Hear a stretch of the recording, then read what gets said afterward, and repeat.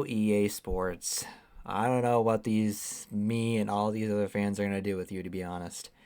Again and again, we get hyped up from the first revealed trailer, except for NHL 26, and then just to be let down again and again and again. A lot of times after people even pre-order the games. If you haven't been in on the news on EA Sports NHL 27, well, get in on it. Because, I mean, I guess if you don't play the games, then you don't have to. But assuming you do have some history of playing games, the video games, even if you have not played the recent ones like NHL 26, NHL 25, whatever, well, doesn't matter because I'm here to cover NHL 27 because I just feel like, you know what, I should give a breakdown of it before I play it, and then next week after I play it, after the first couple days, I might do a breakdown as well. Today, I really just want to go by each section and just figure out what I really think of this game. There's literally 3 sections I have made up because I really think that's all it takes to break this all down. Because unfortunately, they didn't do a lot this year compared to other years. It is just, it feels a little lackluster. And I mean, even in the opening trailer, it felt like there was some hype. Actually, for the first time I saw in the chat, there was W's going on in the chat. I've never seen that for EA, but we had it, and then the connected franchise stuff came out. But yeah, we'll get into that and everything. If you like this video, hit like and subscribe, and let's dive in. Gameplay. It really seems to be lackluster this time, just in terms of changes.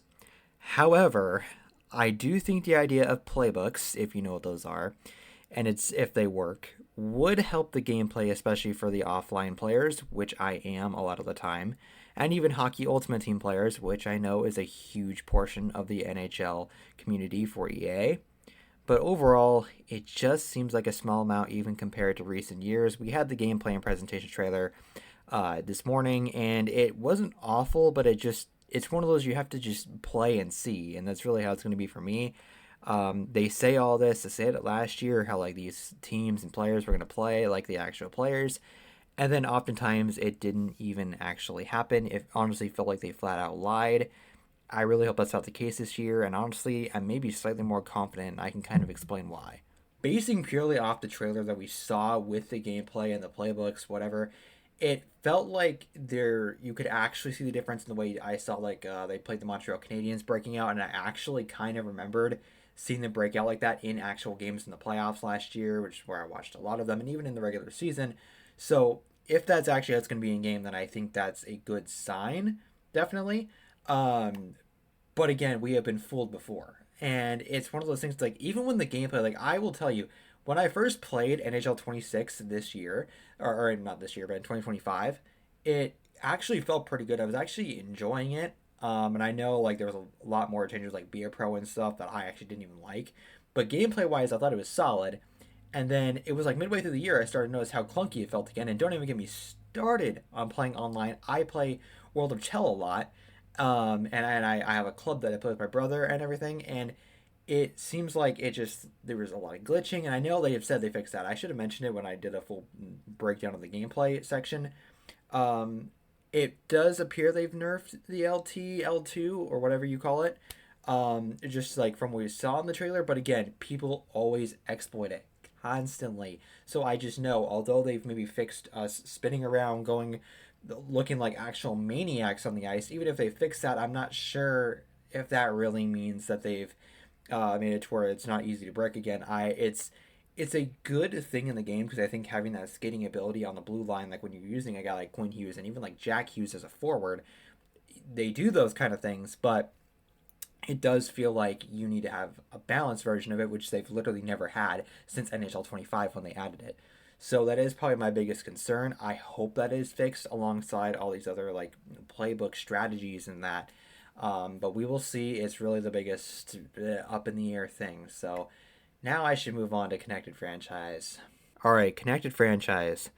So this is where I feel like it's a little rough, which if you told somebody this, a few months ago that Connected Franchise was going to be in the game, they would be going nuts. But it's just not looking like it lives up to what was advertised because obviously the idea of Connected Franchise is incredible and has been requested for a very long time.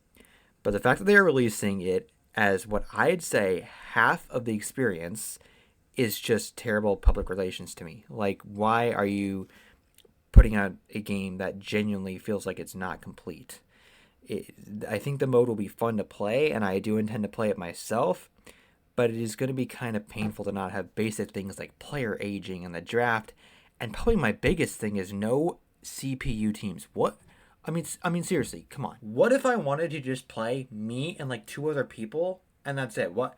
Like, why can't I do that and then just play against CPU teams? Have it to where you occasionally play a CPU team, and then obviously you end up against one of your buddies as well. Because as far as I know, runs on like a schedule, and you have to actually play each other. And it feels like I don't get why you wouldn't have CPU teams. I feel like that should have been an absolute necessity when you were making it.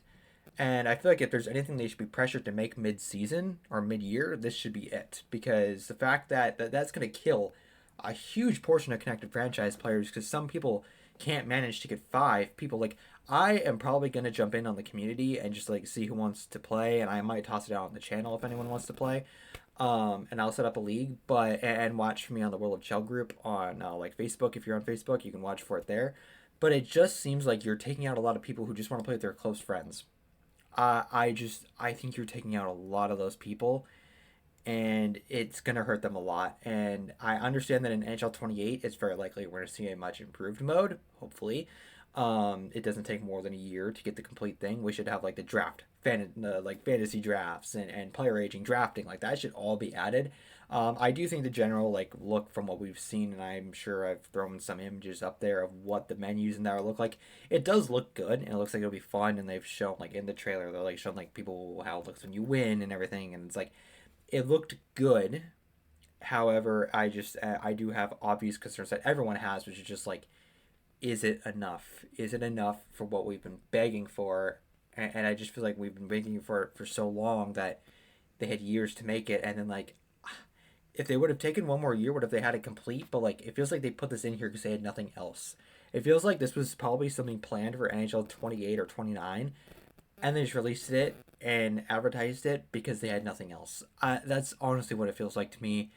And just like they were really out of things to do this year outside of one more that I have to cover. Now for presentation. This is the potential bright spot. I really like what I saw in the trailer and blog today, despite it being the trailer only like 5 minutes.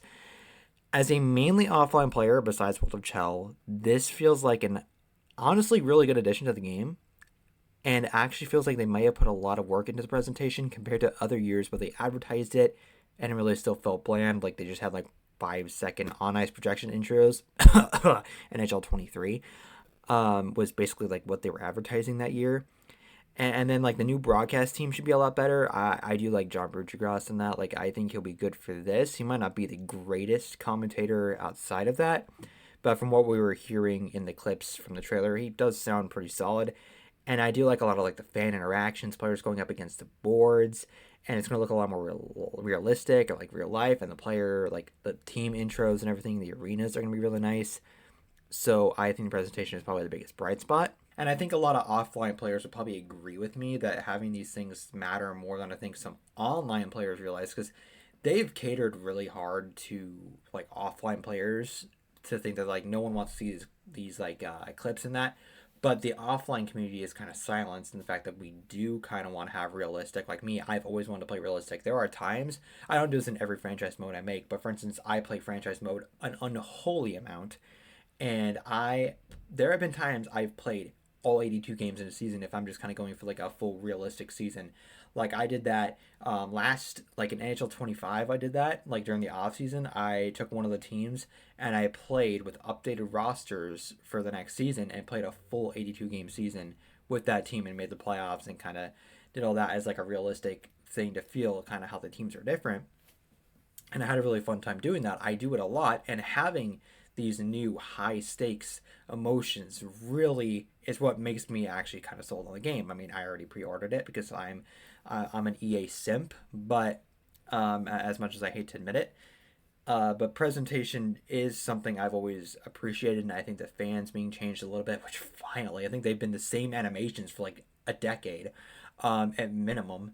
And so I think that's a huge upgrade, and we've always had these slow updates with them where it's like little things here and there with presentation, but now finally it feels like we actually have something huge. Now kind of the question I think a lot of people have, should you buy it? My perspective on this, as someone who is again a bit of an EA simp and has bought every single game, and my reasoning for this, I do play the games a lot. Like, usually during the season, I'm playing it daily, and that's both offline and online. I have plenty of things I like to do, mess around with, and hey, if anyone wants to take me on an online versus, message me somehow. Um, but in terms of should you buy it, I think it really depends on, again, how much you play, when was the last game you bought. So if you don't play like a lot, like if you're not playing at least several times a week, or you're not much of an offline player, you don't really care about presentation, and you maybe had NHL 26, I would actually say don't, because $70 is a lot of money in this economy, and it just, I think it really just can depend on what actually matters to you. Don't just buy it basing off of how much they added. It's what they actually changed. With presentation, for me, it's actually a decent year. And I do think having connected franchise also, like if you're wanting to play connected franchise, there's a reason to buy it. I do think it's a mode worth playing. It just is a little disappointing. So overall, I think you just got to go person to person. Just do you how do you play? What do you play? I also do know Hockey Ultimate Team. I'm not as knowledgeable on it, so that's why I didn't actually do a specific segment on it. But I do know they added like coaches and stuff that changes a lot of things. That's big for Hockey Ultimate Team players, obviously. So if you're a Hockey Ultimate Team guy, I would just look into it on your own. There are blogs and stuff you can look at. So I'm not really. I wouldn't. If you came up to me and just asked should I buy it, it would really just depend on how much and what you do. That's really how I'd put it, and that's really all I can say. I lean toward, for most people, I would say I think it is worth buying.